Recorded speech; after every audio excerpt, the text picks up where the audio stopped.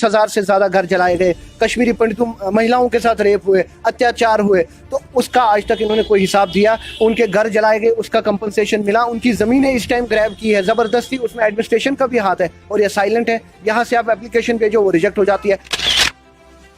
पिछले कई सालों से एक मुद्दा जो है वो बना हुआ है कि आखिर जो घाटी से कश्मीरी पंडित बेघर हुए थे उनको घर कब मिलेगा, कब वो अपने घर वापस जा पाएंगे। मैं घाटी की बात कर रहा हूं। देखिए, मैं सेंट्रल गवर्नमेंट के तो पूरे इरादे हैं कि कश्मीरी पंडित को वापस बसाया जाए, लेकिन जो ये गुप्कार गैंग के लीडर्स हैं, इन्होंने 32 साल पहले कश्मीरी पंडितों को निकालने की पूरी साजिश, इसमें इनका हाथ था।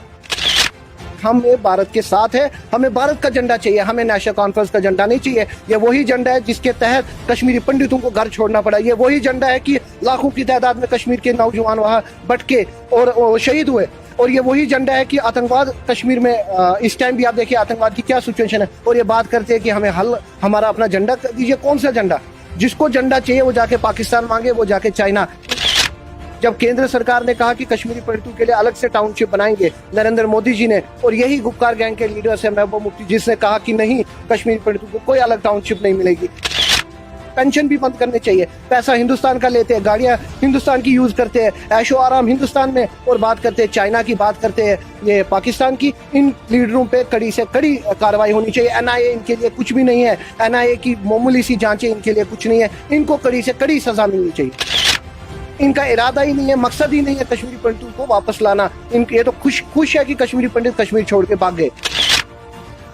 पिछले कई सालों से एक मुद्दा जो है वो बना हुआ है कि आखिर जो घाटी से कश्मीरी पंडित बेघर हुए थे उनको घर कब मिलेगा, कब वो अपने घर वापस जा पाएंगे। मैं घाटी की बात कर रहा हूं।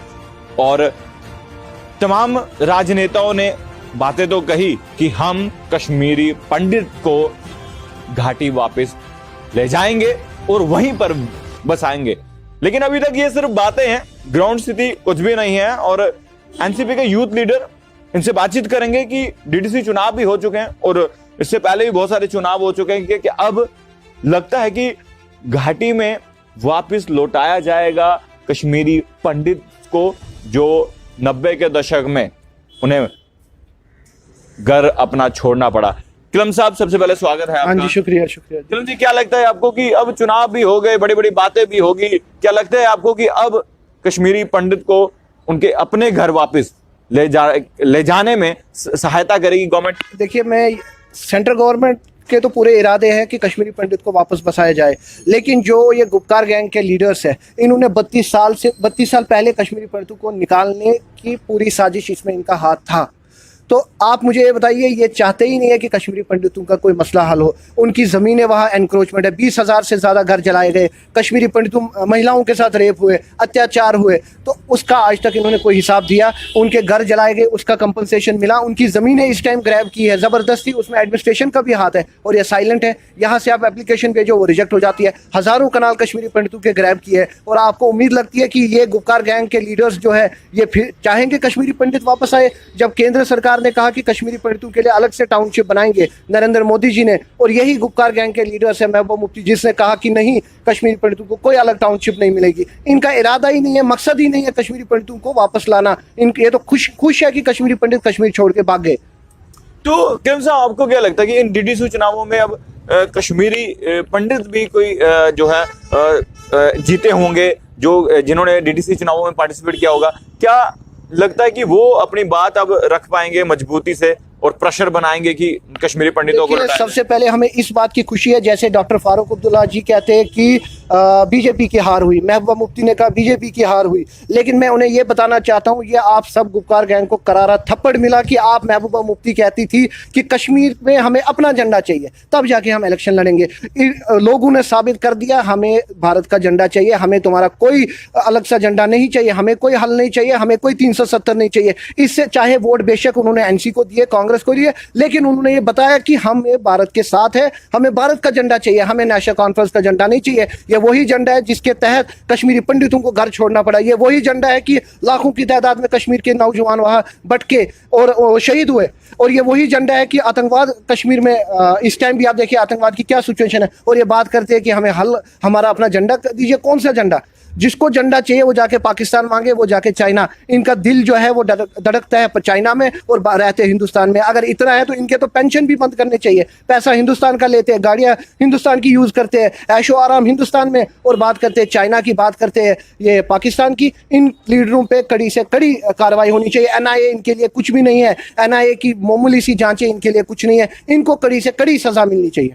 क्या लगता है आपको कि अब केंद्र में भाजपा सरकार है, भाजपा ने कहा था कि हम जितने भी कश्मीरी पंडित था उनको घाटी जो है ले जाएंगे उनके अपने घर, तो यूटी में कंट्रोल भारतीय जनता पार्टी का है, तो क्या लगता है कि भारतीय जनता पार्टी की भी कहीं कमियां नजर आ रही हैं आपको? देखिए, कमियां, मैं भारतीय जनता पार्टी का पक्ष नहीं ले रहा हूं, लेकिन मैं एक रियलिटी बता रहा हूं कि 70 साल इन्होंने इस जम्मू कश्मीर को लूटा है। इन गुपकार गैंग के लीडर से 70 साल जम्मू के नौजवानों के साथ खिलवाड़ किया है। जम्मू के महिलाओं के साथ आप देखिए उनकी सुनवाई नहीं होती है। पुलिस स्टेशन में जाइए, कहीं जाइए, एडमिनिस्ट्रेशन में जाइए, 70 साल इन्होंने बेवकूफ़ बनाया। 370 के नाम पे कश्मीरियों को बेवकूफ़ बनाया। कश्मीर के लोकल्स नौजवान को इन्होंने टारगेट किया। उन पे जब वो स्टोन पेल्टिंग करते थे पैलेट गन यूज करवा दिया। मैं बातचीत से नहीं, इन सब की नीयत ही ऐसी है। और आप ये छोड़िए, भारतीय जनता पार्टी को थोड़ा टाइम लगेगा। अभी देखिए, जो 70 साल में इन्होंने किया है वो 6 साल में तो पूरा होगा नहीं। हम किसी को दोष नहीं देंगे कि 6 साल में हम पूरा भारत बदल देंगे। हर चीज़ का समय, हर चीज़ का टाइम लगता है। और हमें उम्मीद है कि भारतीय जनता पार्टी कश्मीरी पंडितों के लिए लड़ेगी और लड़ती आ रही है। गुपकार की बात करें, गुपकार अलायंस की, जिसे आप गुपकार गैंग कह रहे हैं, लोगों ने वोट दिए हैं। 100 से ज्यादा सीटें उनको जो है पूरे जम्मू कश्मीर केंद्र शासित प्रदेश में मिली हैं।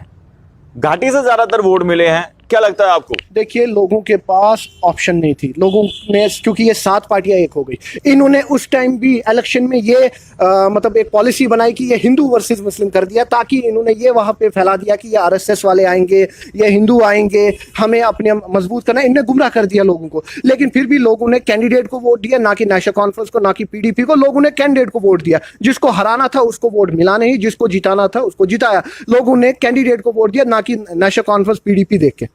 क्या लगता है अगर विधानसभा चुनाव होते हैं तो कौन सी राजनीतिक पार्टी बहुमत लेगी? देखिए, लोगों को पता है, लोग मेजॉरिटी देंगे उसी पार्टी को जिसने काम किया। लोग मेजॉरिटी देंगे उस कैंडिडेट को जिसने ग्राउंड लेवल में सच में काम किया, चाहे वो एनसी का हो चाहे पीडीपी हो, लेकिन ग्राउंड लेवल में। बाकी ये गुपकार वाले जो जितना भी इस टाइम ये कह रहे हैं कि नहीं जी हमने बीजेपी को हराया, हमने दूसरों को हराया, लेकिन ये खुद कुछ भी नहीं है। इन्होंने ग्राउंड लेवल कोई काम नहीं किया आज तक। ये खुद टोटल फेलियर है। और क्या लगता है आपको कि कब तक जो है कश्मीरी पंडित को घाटी वापस ले जाया जाएगा? देखिए, हम तो वैसे हमारी ये मांग है कि कश्मीरी पंडितों के साथ वन टाइम सेटलमेंट किया जाए, क्योंकि जो कश्मीर जाना चाहता है वो जाए। क्योंकि आप देखिए, कश्मीरी पंडित आप कोई 70 ईयर्स का है, कोई 80 ईयर्स का है, कोई 50, वो आप वहाँ पे दोबारा सेटल नहीं हो सकता है। इसीलिए हम यही केंद्र सरकार से ये रिक्वेस्ट करते हैं कि कश्मीरी पंडितों का वन टाइम सेटलमेंट किया जाए। जो यहाँ रहना चाहता है वो यहाँ रहे, जो वहाँ जाना चाहता है वो जा सके। ये हमारी केंद्र सरकार से मांग है।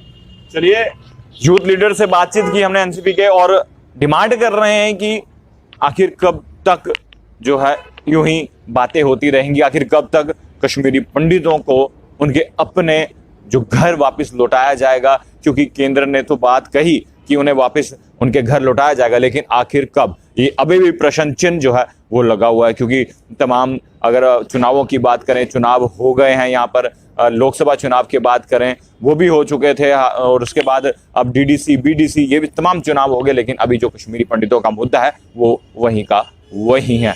आपको क्या लगता है ये खबर देकर? आप